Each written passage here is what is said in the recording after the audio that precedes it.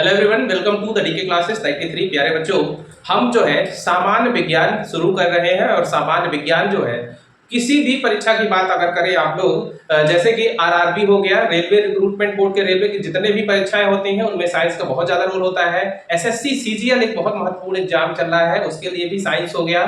Banking sector को छोड़कर जो भी एग्जाम होते हैं, चाहे वो स्टेट गवर्नमेंट के हो, लगभग 99% परीक्षाओं में साइंस जरूर पूछा जाता है। और जैसा साइंस पूछा जाता है उसी तरीके का साइंस हम आप लोगों को पढ़ाएंगे। ऐसा कुछ भी नहीं होगा कि जो आप लोगों से ना बने, ठीक है। लगभग जीरो से लेके और अंत तक पहुंचेंगे हम साइंस से। साइंस जब हम बात करते हैं बच्चों, तो जनरल साइंस में हम दो चीजें पढ़ते हैं, ठीक है। जनरल साइंस में दो चीजें पढ़ते हैं। पहली चीज तो ये हो जाएगा कि साइंस के तीन पार्ट हो जाएंगे। एक हो जाएगा फिजिक्स, जिसको हम भौतिकी कहते हैं। दूसरा पार्ट जो हो जाएगा केमिस्ट्री, जिसको हम रसायन कहते हैं। और जो तीसरा पार्ट हो जाएगा बायोलॉजी, जिसको हम जीव विज्ञान कहते हैं। जीव विज्ञान कहते हैं। इन तीनों के साथ साथ हमको जो है एनवायरमेंट यानी कि पर्यावरण के बारे में भी पढ़ना पड़ता है। मतलब यदि हम सामान्य विज्ञान की बात करें तो इसके अंदर हमको दो चीजें पढ़नी पड़ेगी, फिजिक्स, केमिस्ट्री और बायोलॉजी। इसके साथ साथ कुछ प्रश्न जो है हमको इससे भी देखने को मिलते हैं। तो ये सारी चीजें हम कवर करेंगे। समय को बर्बाद ना करते हुए हम आपसे अपना पहला सब्जेक्ट स्टार्ट कर रहे हैं, जिसको बोलते हैं केमिस्ट्री यानी कि रसायन।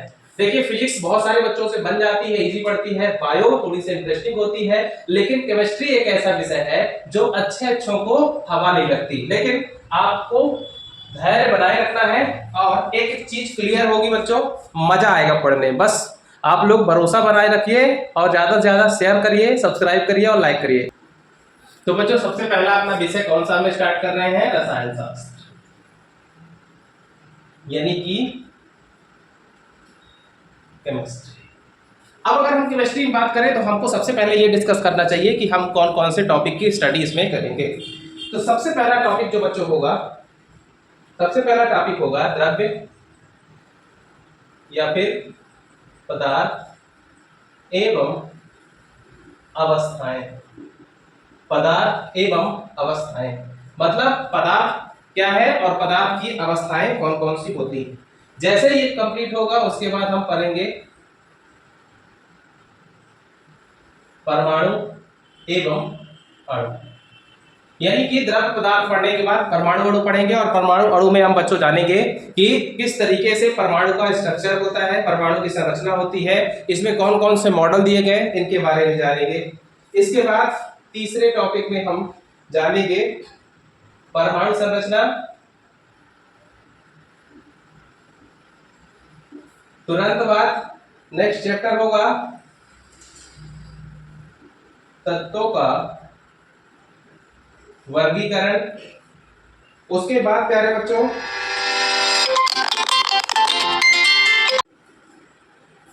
अम्ल, क्षार एवं लवण।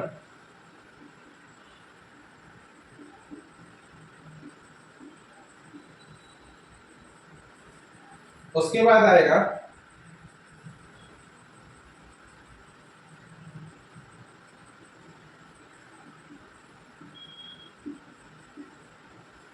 धातुएं एवं उनके यौगिक।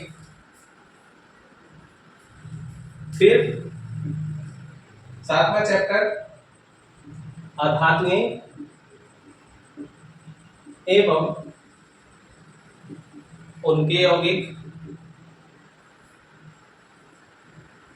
उसके बाद बच्चों कार्बनिक यौगिक,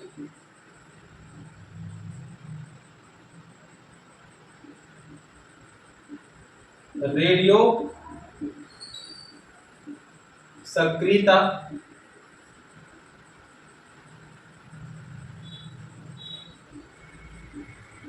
वायु एवं जल, ईंधन और दैनिक जीवन में रसायन। ठीक है, तो मोटा मोटा अगर हम क्लासिफिकेशन करें तो हमको कितने टॉपिक पढ़ना है। सबसे पहला टॉपिक द्रव्य एवं अवस्थाएं, दूसरा परमाणु एवं अणु, तीसरा परमाणु संरचना, चौथा तत्वों का वर्गीकरण, अम्ल क्षार एवं लवण, धातुएं एवं उनके यौगिक, अधातुएं एवं उनके यौगिक, कार्बनिक यौगिक, रेडियो सक्रियता, वायु एवं जल, ईंधन और दैनिक जीवन में रसायन। ठीक है, अब मैं आप लोगों को यह भी बताना चाहूंगा कि ये जो 12 टॉपिक है इनको हम बहुत ही डिटेल से पढ़ना चाहते हैं तो एक एक टॉपिक में लगभग 2-2 3-3 वीडियो हमको बनाने पड़ेंगे और हर वीडियो आपका 30 मिनट का होगा। 20 से 30 मिनट का वीडियो होगा, बहुत ज्यादा हमको खींचना नहीं है, हमको परीक्षा के हिसाब से पढ़ाई करनी है। कुछ बच्चों की आदत क्या होती है, वो साइंटिस्ट बनने लगते हैं। तो बच्चों साइंटिस्ट यहाँ नहीं बनना है तो कंपटीशन एग्जाम नहीं हो पाएगा। इसके साथ ही जैसे जैसे हम जो भी टॉपिक पढ़ेंगे कुछ कुछ जो है क्वेश्चंस की पीडीएफ, अच्छा मैं एक टेलीग्राम चैनल का लिंक दूंगा इसके डिस्क्रिप्शन में और वहां आपको लगभग सभी नोट्स मिल जाएंगे, तो आप उससे जाकर नोट्स भी डाउनलोड कर सकते हैं। ठीक है, तो टाइम बर्बाद ना करते हुए सबसे पहला टॉपिक स्टार्ट करते हैं रसायन का। तो भैया रसायन, सबसे पहली बात तो यही है कि व्हाट इज केमिस्ट्री, रसायन क्या है। ठीक है, रसायन क्या है। जब भी हम साइंस पढ़ते हैं तो हमको 2-3 चीजों की बहुत ज्यादा नीड होती है जो हमको याद करना पड़ता है कि जैसे रसायन क्या है। रसायन जो शब्द है वो कहां से लिया गया है, रसायन विज्ञान के पिता कौन है, भारत में रसायन विज्ञान के पिता कौन है, इन सारी चीजों की पूरी डिटेल हमको जाननी चाहिए। ठीक है, तो सबसे पहला आपका क्वेश्चन आता है कि रसायन शब्द की उत्पत्ति कहां से हुई है। तो भैया अगर पूछा जाएगा कि रसायन शब्द की उत्पत्ति कहां से हुई है तो आप बताएंगे मिस्र के कीमिया शब्द से हुई है, कीमिया शब्द से हुई है। ठीक है, इस कीमिया का मतलब क्या होता है, तो कीमिया का मतलब होता है काली मिट्टी। कीमिया का मतलब क्या होता है, काली मिट्टी। तो जो रसायन है उसका जो है शब्द की उत्पत्ति मिस्र के कीमिया शब्द से हुई है और कीमिया का अर्थ होता है काली मिट्टी। अगर इसके पिता की बात की जाए तो रसायन के पिता कौन है, तो लेवोजियर, लेवोजियर। ठीक है, रसायन के पिता कौन है, लेवोजियर। जो रसायन विज्ञान है बच्चों, इसे विज्ञान का विज्ञान कहा जाता है, विज्ञान का विज्ञान कहा जाता। ठीक है, विज्ञान का विज्ञान कहा जाता है। तो पूछा जाएगा सबसे पहला क्वेश्चन आपसे कि रसायन शब्द की उत्पत्ति कहां से हुई है, तो आप बताएंगे मिस्र के कीमिया शब्द से रसायन शब्द की उत्पत्ति हुई है और इस कीमिया का अर्थ होता है काली मिट्टी।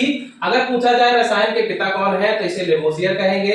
इसे विज्ञान का विज्ञान कहा जाता है, विज्ञान का विज्ञान कहा जाता है। लेकिन यदि अगर आपसे पूछा जाए कि भारत में रसायन का पिता, तो भारत में रसायन का पिता किसे कहा जाता है प्यारे बच्चों, तो ये आप बताएंगे पीसी राय। रसायन का पिता भारत में किसे कहा जाता है, पीसी राय को। फिर से मिस्र में, मिस्र के कीमिया शब्द से उत्पत्ति हुई है, जैसे काली मिट्टी कहते हैं, पिता लेवोजियर है और इसे विज्ञान का विज्ञान कहा जाता है। भारत में रसायन का पिता किसे कहा जाता है, पीसी राय। ठीक है, पीसी राय। नाइट्रेट विज्ञान के जनक भी कौन है, पीसी राय। ठीक है, नाइट्रेट विज्ञान के जनक भी कौन है, पीसी राय। अब बात ये आती है कि पदार्थ क्या है। ठीक है, पदार्थ क्या है, व्हाट इज मैटर, पदार्थ क्या है, पदार्थ मैटर क्या है। तो वो मैटर नहीं भैया जिसके बारे में आप चर्चा करो कि भैया मैटर हो गया है ना, ये उसकी बात नहीं हो रही। मैटर यानी कि पदार्थ की 2 शर्तें होती हैं। कोई भी चीज जिसमें 2 चीजें हो वह पदार्थ कहला जाएगी रसायन विज्ञान के अनुसार। पहली चीज क्या होनी चाहिए, उसमें द्रव्यमान होना चाहिए। ठीक है, और दूसरी स्थान घेरे, स्थान घेरे। ठीक है, anything which have mass and occupy place, उसको हम क्या कहेंगे, क्या कहेंगे प्यारे बच्चों, पदार्थ या मैटर कहेंगे। अब मैटर या पदार्थ में तो आपके आसपास जितनी भी चीजें दिख रही हैं जो द्रव्यमान हो, मतलब जैसे इस मार्कर की बात करें तो मार्कर का कुछ ना कुछ वजन है। दूसरी बात, अगर इस मार्कर को आप कहीं रख दोगे तो क्या यह जगह घेरेगी कि नहीं घेरेगी, घेरेगी, तो यह है। अब बात आती है कि क्वेश्चन सीधे सीधे नहीं पूछा जाता, तो अपवाद क्या है। ठीक है, व्हाट इज एक्सेप्शन, तो अपवाद की बात करें तो अपवाद है बच्चों, ठीक है, प्रकाश। अपवाद क्या है? प्रकाश, ठीक है। तो क्या प्रकाश दोनों शर्तों को फॉलो कर रहा है? तो आप बोलेंगे कि सर प्रकाश जो है स्थान तो घेर रहा है, ठीक है, लेकिन उसमें कोई द्रव्यमान नहीं है, ठीक है। ऐसा तो लगेगा कि पूरे रूम में उजेला भर गया। क्या ऐसा भी होता है कि तराजू के ऊपर लाइट बढ़ेगी तो तराजू क्या होगा? नीचे जाएगा। ज्यादा इंटेंसिटी से लाइट मारोगे तो तराजू और नीचे जाएगा, ऐसा होता है? तो नहीं। तो अपवाद क्या है? तो अगर पूछा जाए कि पदार्थ क्या नहीं है तो आप बोलेंगे, पदार्थ क्या नहीं है तो आप बोलेंगे प्रकाश, यानी कि लाइट, ठीक है। कुछ छोटी छोटी और मोटी बातें हम हमेशा जानते हैं कि किसी भी मैटर को जलाने के लिए किसकी आवश्यकता पड़ती है? ऑक्सीजन की आवश्यकता पड़ती है। लेकिन कुछ ऐसे भी पदार्थ हैं जो बिना ऑक्सीजन के तो जर्कोनियम एक ऐसा पदार्थ है जो बिना ऑक्सीजन की उपस्थिति के जलता है, ठीक है। अब पदार्थ का अगर हम बात करें, पदार्थ का वर्गीकरण, तो पदार्थ का जो वर्गीकरण है, ठीक है, पदार्थ की परिभाषा द्रव्यमान होना चाहिए और स्थान घेरना चाहिए। अपवाद में क्या बोलेंगे? प्रकाश। अगर आपसे पूछा जाता है कौन सा पदार्थ बिना ऑक्सीजन की उपस्थिति के जलता है, तो जर्कोनियम, ठीक है, जर्कोनियम। फिर से स्टार्ट करते हैं। रसायन विज्ञान के पिता लेवोसियर। रसायन शब्द कहां से आया? मिस्र के कीमिया शब्द से, जिसका अर्थ क्या होता है?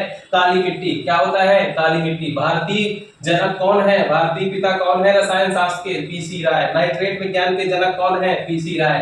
पदार्थ क्या है? पदार्थ क्या है बच्चों? तो पदार्थ वह है, ठीक है, पदार्थ वह है जो जिसमें कुछ मास हो, साथ ही साथ वह प्लेस ऑक्यूपाई करे। अब जब भी क्लासिफिकेशन की बात आती है तो बच्चों क्लासिफिकेशन दो प्रकार से होता है, ठीक है। ये लिख दिया हमने पदार्थ। पदार्थ का क्लासिफिकेशन होता है दो प्रकार से, भौतिक आधार पर, और दूसरा क्या होता है? रासायनिक आधार पर, ठीक है। पहला क्लासिफिकेशन भौतिक आधार पर और दूसरा क्लासिफिकेशन रासायनिक आधार पर होता है। अब भौतिक आधार पर भी अगर क्लासिफिकेशन करें तो हम तीन ऐसी अवस्थाएं हैं जिनके बारे में हमेशा चर्चा करते हैं, ठोस, द्रव और गैस, ठीक है। लेकिन चौथी और पांचवी अवस्था भी होती है। तो जो बच्चों चौथी होती है उसे हम प्लाज्मा कहते हैं, और एक पांचवी अवस्था होती है जिसे क्या बोलते हैं? बोस आइंस्टाइन कंडेंसेट, ठीक है, बोस आइंस्टाइन कंडेंसेट, ठीक है। लेकिन यदि हम बात करें रासायनिक आधार पर, तो रासायनिक आधार पर इसको तीन मुख्य भागों में बांटा गया है। कौन कौन सी चीजें? तत्व, यौगिक और मिश्रण, ठीक है, तत्व, यौगिक और मिश्रण। तीन चीजें कौन कौन सी हैं? तत्व, यौगिक और मिश्रण, ठीक है। तो जो तत्व है बच्चों उसको अगेन तीन पार्ट में डिवाइड किया गया है। तो तत्व में आ जाएगा धातु, अधातु और उपधातु, ठीक है, धातु, दूसरा अधातु और तीसरा उपधातु।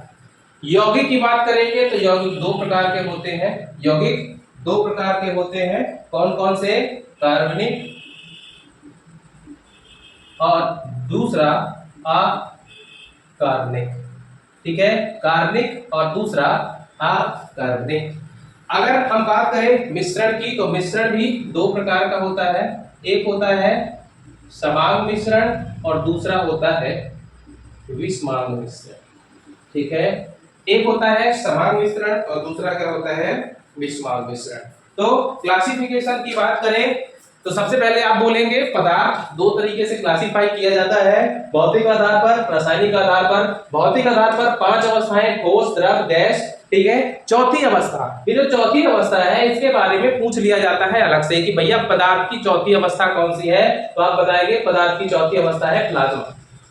अब पांचवी अवस्था बोस आइंस्टाइन कंडेंसेट। इसकी छोटी सी कहानी हम आपको बता देते हैं कि एक पांचवी अवस्था पदार्थ की जब एक भारतीय वैज्ञानिक जिनको बोस के नाम से जानते हैं, उनके द्वारा खोजा गया, तब अपनी उतनी ज्यादा जो है पकड़ थी नहीं ना, हमको उस तरीके से लोग वैल्यू देते थे अपने देश वालों को।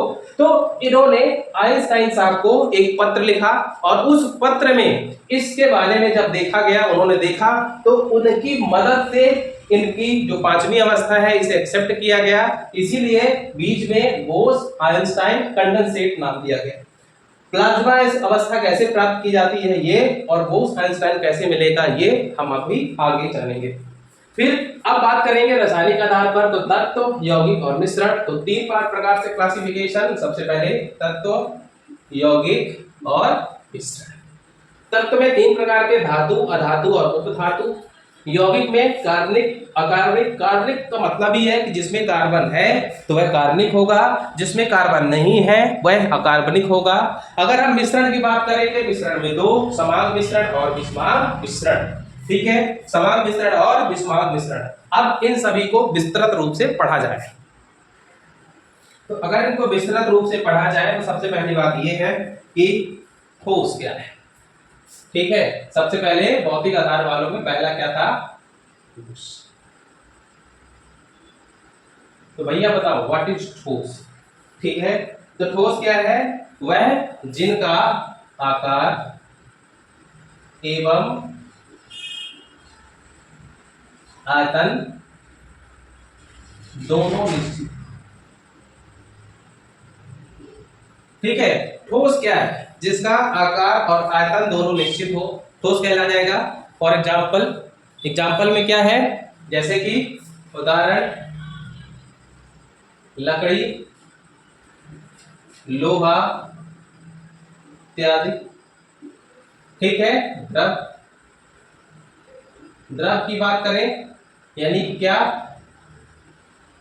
लिक्विड। तो लिक्विड क्या है? जिसका आकार और आयतन।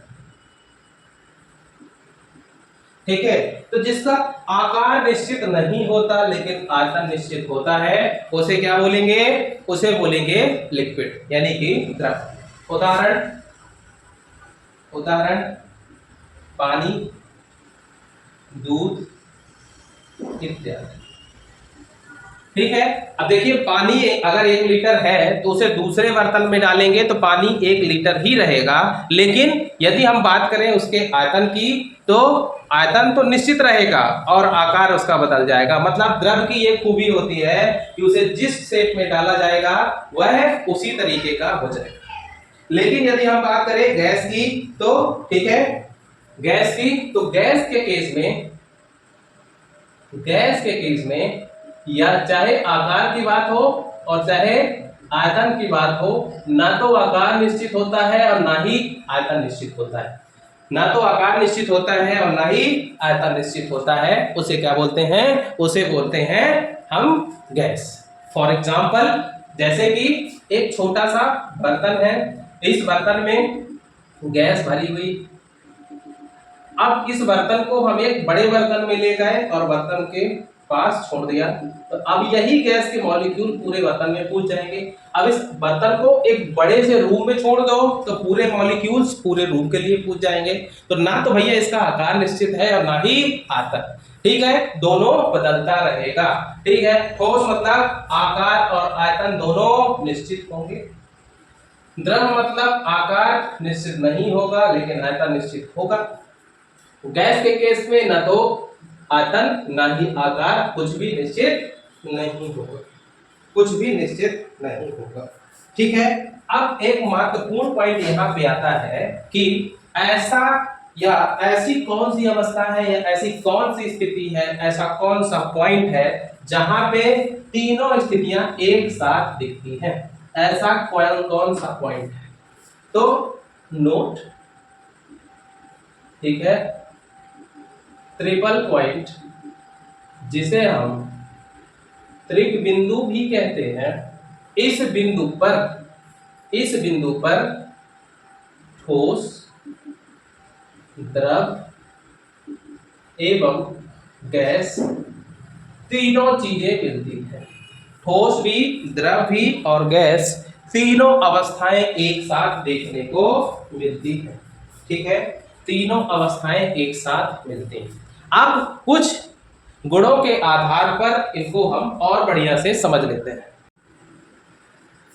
तो बच्चों अगर घनत्व की बात करें तो सबसे ज्यादा घना क्या है? घना का मतलब देखिए जिसका जितना ज्यादा वजन, अगर 1 मीटर क्यूब के 3 ऑब्जेक्ट लें तो सबसे ज्यादा वजन किसका होगा? वही सबसे ज्यादा घना है। घना का मतलब ये है कि जैसे अगर हम 3 बॉक्स बनाएं, एक, दूसरा, तीसरा, हम ये मानते हैं कि ये तीनों बॉक्स बराबर है और सभी में मॉलिक्यूल्स भरे हुए हैं। ठीक है, सभी में मॉलिक्यूल्स भरे हुए हैं। ये देखिए, ठीक है, तो आप देखेंगे कि सबसे ज्यादा मॉलिक्यूल्स किसमें भरे हैं? ये। तो जिसमें मॉलिक्यूल्स बहुत पास पास है वो कौन सा है? तो ये है ठोस, ये है द्रव और ये क्या है? गैस। तो घनत्व सबसे ज्यादा बच्चों किसका होता है? घनत्व सबसे ज्यादा होता है ठोस का, ठोस के बाद द्रव का और द्रव के बाद गैस। ठीक है, आणविक आकर्षण, तो जिसके मॉलिक्यूल जितने पास पास होंगे आणविक आकर्षण भी उसका उतना ज्यादा होगा। तो आणविक आकर्षण किसका होता है सबसे ज्यादा? तो ये होता है, सबसे ज्यादा होता है ठोस का, उसके बाद होता है द्रव का और उसके बाद क्या होता है? गैस का।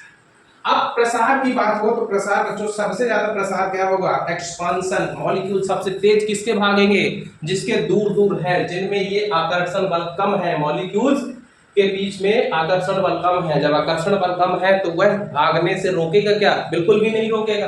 तो वह तो सबसे ज्यादा गैस, फिर द्रव, फिर ठोस। अब बात आती है विसरण। विसरण मतलब होता है बच्चों कि जैसे समझने की कोशिश करिएगा, विसरण का मतलब एक कमरा ले लीजिए और उस कमरे में यदि एक साइड गैस को बहुत ज्यादा प्रेशर के साथ भर दिया जाए और उसको जैसे ही छोड़ोगे तो अपने आप ज्यादा कंसंट्रेशन से कम कंसंट्रेशन की ओर, मतलब ज्यादा सांद्रता से कम सांद्रता की ओर बहेगी, उसी को बोलते हैं, उसी को क्या बोलते हैं? विसरण। तो सबसे ज्यादा विसरण किसका होगा? तो ये सबसे ज्यादा विसरण में भी गैस, द्रव और ठोस, ये लगभग एक जैसी प्रक्रियाएं हैं। गतिज ऊर्जा, भाई गतिज ऊर्जा का फार्मूला ही होता है 1/2 mv²।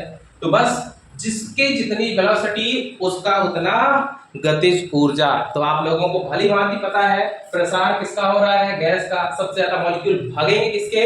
जो पकड़ में नहीं होंगे, तो बस वो कौन है? गैस। गैस से कम, गैस से कम द्रव और लास्ट ठोस। अब आंतरा आणविक स्थान की अगर हम बात करें तो मतलब ये है मॉलिक्यूल के बीच में गैस सबसे ज्यादा किसके बीच में होगा? देखिए गैस में है, नहीं इसमें नहीं, गैस। तो सबसे ज्यादा स्थान भी किसमें होगा? गैस में, फिर द्रव में और फिर ठोस। सबसे ज्यादा गैस, द्रव और ठोस। आई होप आप लोगों को ये सारी चीजें बहुत बढ़िया से समझ में आ गई होंगी। पदार्थ की तीनों अवस्थाओं के बारे में हमने जाना, जो भी अभी तक हमने पढ़ा है उसको एक बार ब्रीफ कर देते हैं। ठीक है, सबसे पहली बात क्या है? रसायन क्या है? रसायन शब्द कहाँ से आया? तो पहली बात तो ये है कि विज्ञान का विज्ञान ही रसायन है। रसायन के पिता क्या कहलाते हैं? लेवोसियर कहलाते हैं। ठीक है, दूसरी बात, भारतीय जनक कौन है? पीसी राय। नाइट्रेट विज्ञान के जनक पीसी राय। बाहर फिर पदार्थ क्या है? तो पदार्थ की दो कंडीशन, कौन कौन सी? स्थान घेरना चाहिए और स्थान घेरने के साथ साथ उसमें और क्या होना चाहिए कि द्रव्यमान होना चाहिए। ठीक है, द्रव्यमान। कभी कभी ये भी पूछ लेगा भार होना चाहिए, तो भैया भार तभी होगा जब द्रव्यमान होगा। ठीक है, आगे बढ़ते हैं। पदार्थों को 2 भागों में बांटा गया है, रासायनिक आधार पर और भौतिक आधार पर। भौतिक आधार पर 5 प्रकार से, कौन कौन? ठोस, द्रव, gas, plasma, Bose Einstein condensate. और हम अगर इसकी बात करें रसायन की, तो रसायन आधार पर 3 तत्व, यौगिक, मिश्रण। तत्व को 3 भागों में, धातु, अधातु, उपधातु। यौगिक को 2 भागों में, कार्बनिक यौगिक, अकार्बनिक यौगिक। जिनमें कार्बन पाया जाता है कार्बनिक, जिनमें कार्बन नहीं पाया जाता है अकार्बनिक। उसके बाद मिश्रण। मिश्रण भी 2 प्रकार का, कौन कौन सा? तो मिश्रण प्यारे बच्चों 2 प्रकार का कौन कौन सा है? समांग और विषमांग मिश्रण। ठोस के बारे में आपने बढ़िया से जाना है, द्रव के बारे में आपने बढ़िया से जाना है और गैस के बारे में आप लोगों ने बढ़िया से जाना है। ठीक है, अब आप लोगों से एक क्वेश्चन तो मैं पूछ लेता हूं, ऐसा कौन सा पदार्थ है जो बिना ऑक्सीजन की उपस्थिति के जल सकता है? ठीक है, ऐसा कौन सा पदार्थ है जो बिना ऑक्सीजन की उपस्थिति के जलता है? आज का प्रश्न, ऐसा कौन सा पदार्थ है जो ऑक्सीजन की अनुपस्थिति में भी जल सकता है? ठीक है, क्वेश्चन दीजिए, क्वेश्चन का उत्तर आप लोग कमेंट बॉक्स में कमेंट करिएगा। और ये जो क्वेश्चन मैंने दिया है उसी पार्ट से है जो मैंने आप लोगों को पढ़ाया है। धन्यवाद, मिलते हैं कल की क्लास में। बच्चों सहयोग बनाइए, ज्यादा से ज्यादा शेयर करिए, लाइक करिए, सब्सक्राइब करिए। धन्यवाद।